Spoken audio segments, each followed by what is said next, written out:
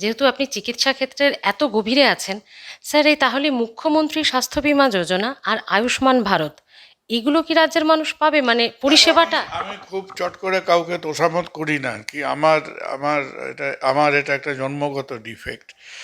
আমার এই ভয়টা 7 দিন কি 10 দিন আগে অবধি ছিল, এবং কোথাও না কোথাও আমার সঙ্গে মুখ্যমন্ত্রীর কথা হয়েছে, ব্যক্তিগত কথা হয়েছে, এবং আমি তাকে কথার মধ্যে একটা চিকিৎসক হিসেবে আমি আমার এই দুশ্চিন্তার কথা বলেছিলাম যে দেখো, এটা ভেবে দেখো যে এতগুলো মানুষ চিকিৎসার, তার মধ্যে আমি যেটা বললাম যে সেটা একেবারে সেই কুমার সম্ভবের মতো কবির কাব্যের মতো চলছে, গীত গোবিন্দের মতো জয়দেবের আদৌ নয়। এটা লটস অফ ইস্যুস, কিন্তু লোকে খাপছাড়া খাপছাড়া করেও পেয়েছে। আমি যেটাতে, which I think is a very positive thing, বা দেখা যাক, না চালে বিশ্বাস নেই। এই শারদত্ত কদিন আগে, এই দুদিন আগে বোধহয় 16 তারিখ আয়ুষ্মান ভারত দিবস করলো, তারপরে একটা প্রেস কনফারেন্স করেছিল, এবং সময় পেলে ওর ওই প্রেস কনফারেন্সটা শুনে দেখবে। ওখানে অনেক কটা কাজের কথা বলেছে, এবং আমি সত্যিকার, আমি যে বললাম, আমি লোককে, আমার আমার কাউকে খোসামত করার আমার প্রয়োজন নেই। আমার মনে হয় present government is taking this issue very serious. কেন করছে দেখো, যত লোক স্বাস্থ্যসাথী পেয়েছিল কোনো মতেই তত লোক আয়ুষ্মান পেতে পারে না। ধরে নাও, পার 100টা লোক যদি 100-র মধ্যে 100টা লোক স্বাস্থ্যসাথী পেয়ে থাকলে তার সংখ্যায় আয়ুষ্মান পাবে হয়তো 100-র মধ্যে 30 জন, রাইট? এবার বাকি, তাহলে বাকি রইল যে 50-60 জন। সেই 50-60 জনের মধ্যে যাদের ট্রুলি, যারা হয়তো নিম্ন আয়ের মানুষ, যাদের সত্যি আজকে তোমার হেলথ সাপোর্টের দরকার আছে, একটা সাবস্ট্যান্সিয়াল নাম্বারকে তারা সিএমজের মধ্যে নিয়ে আসবে। এবং যে জনসংখ্যার যে সেগমেন্টটা, দেখো, অ্যাট দ্য সেম টাইম মানুষ দুটো পয়সা রোজগার করেই বলি তাকে ছিছি করতে হবে সেটা কথা না, কিন্তু যে ধরো একটা মোটামুটি চাকরি বাকরি করে, তার প্রাইভেট ইন্স্যুরেন্স আছে, কোম্পানি ইন্স্যুরেন্স আছে, সে এসে একটা স্বাস্থ্যসাথী কার্ডে চিকিৎসা করে গেলে, অন্য দিক দিয়ে ভাবতে গেলে অন্য দুটো লোক বঞ্চিত হয় সেই চিকিৎসার থেকে। তার মানে কি, এই গভর্নমেন্টটা এইটা যথেষ্ট সিরিয়াসলি নিচ্ছে।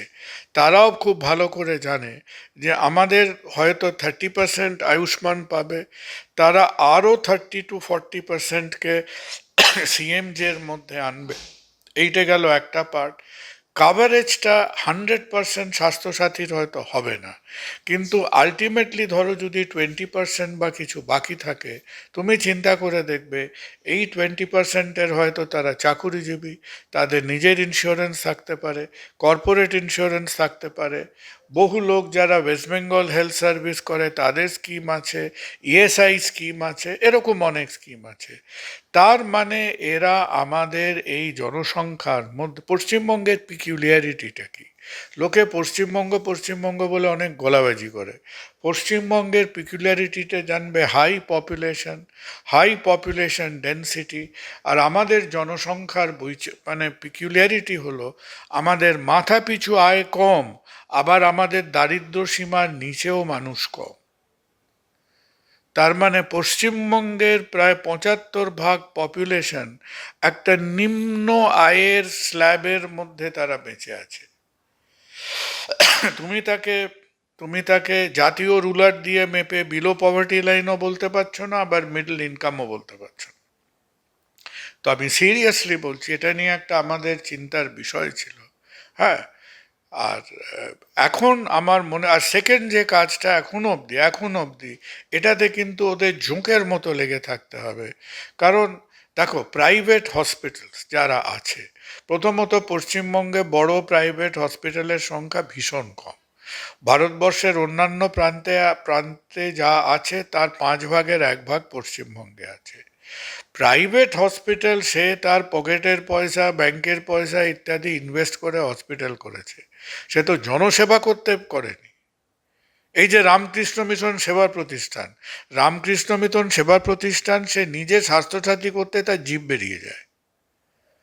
যতদূর জানা আছে তারা বহু ক্ষেত্রে স্বাস্থ্যসাথীর পেশেন্টদের বলেন তোমরা আগে পয়সা দেবে, তারপর চিকিৎসাটা হয়ে গেলে আমরা তোমাদের, যদি আমরা টাকা পাই তোমাদের টাকাটা ফেরত দিয়ে দেবো। দ্যাট ইজ নট লিগাল, সেটা আদৌ লিগাল নয়।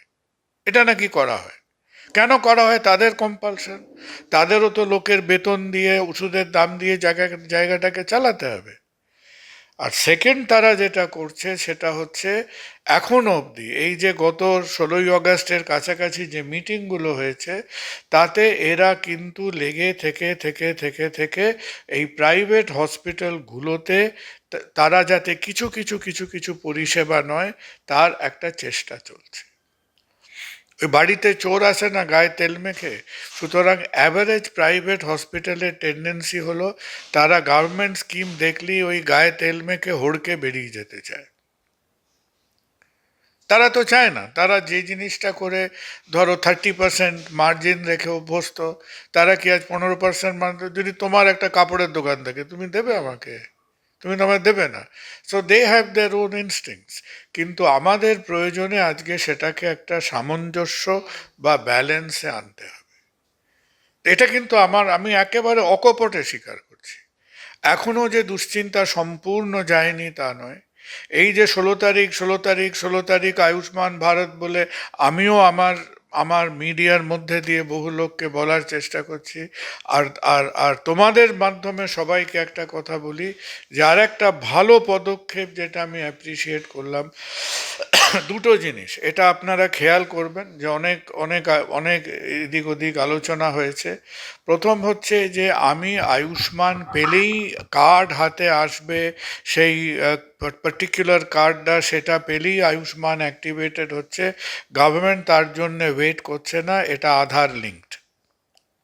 ওকে, তার মানে আজকে যারা মনে করছেন যে আমরা ধরো রেশন কার্ড আছে, literally low income group etcetera, তারা আয়ুষ্মান পোর্টালে তাদের আধার কার্ড নাম্বারটা দিলে জেনে যাবেন যে আপনি আয়ুষ্মান উপভোক্তা, আপনাকে আয়ুষ্মান দিচ্ছে কিনা।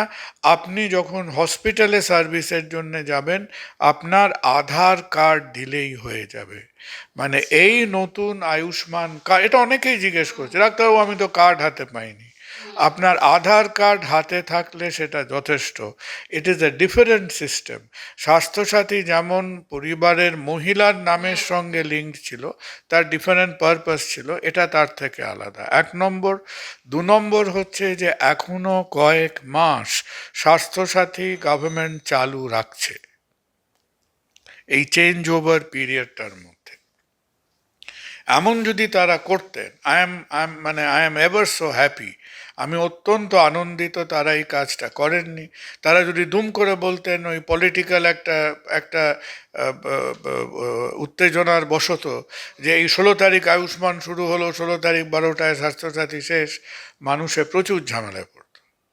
চেঞ্জ ওভার হতেও তো টাইম লাগবে। সুতরাং তারা তারা খুঁটে খুঁটে খুঁটে খুঁটে কিছু কিছু বেশ কিছু হসপিটাল, 1,500 অপারেশন হতে পারে আয়ুষ্মান ভারতের আন্ডারে। প্রাইভেট হসপিটালরা সবাই কোনো মতেই সেই 1,500 প্রসিডিয়ার নেবেন না, তাদের কিছু কিছু রেটে কুলায়, কিছু কিছু কুলায় না। কিন্তু তারা লেগে আছে, দুটোর মধ্যে একটা ওভারল্যাপ পিরিয়ড আছে। আমার যেটুকু শারদত্তের কথায় মনে হলো যে তারা স্বাস্থ্যসাথীর সঙ্গে 2-3 মাস একটা ওভারল্যাপ নেবেন। আর লাস্ট কথাটা হলো যে কবে আমরা প্রত্যেকে হাতে হাতে কার্ড পাবো, তার জন্য অপেক্ষা না করে আধার উইল বি ক্রুশিয়াল।